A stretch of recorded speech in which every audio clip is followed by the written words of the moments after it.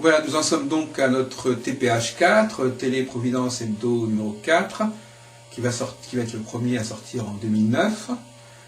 Nous avons décidé de le consacrer, après les séries sur les Poastro, la série sur les faiseurs de rencontres astrologiques et les présentateurs d'astrologie, nous allons décider de le consacrer à une partie plus pittoresque de la vie astrologique, et que souvent d'ailleurs on connaît moins bien.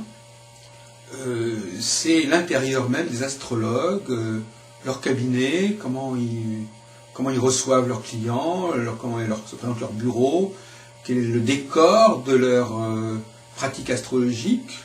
Il semble qu'il soit nécessaire pour que quand un client arrive chez un astrologue, il ait l'impression d'être chez un astrologue, donc il faut qu'il y ait des signes d'ésotérisme, et voilà, donc nous avons inclus d'ailleurs aussi des visites de librairies astrologiques, avec justement toujours cette décoration particulière. Donc là nous sommes plus dans le pittoresque, autant dans les Poastro nous étions dans le milieu de la société normale, en pleine société, en plein café.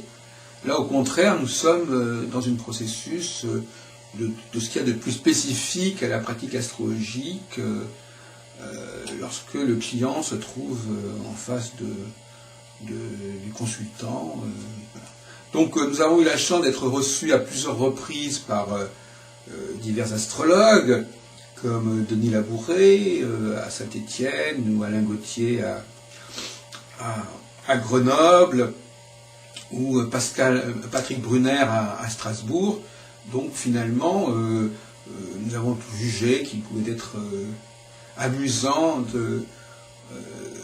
de collectionner et de rassembler toute une série de films qui se déroulaient chez les astrologues eux-mêmes.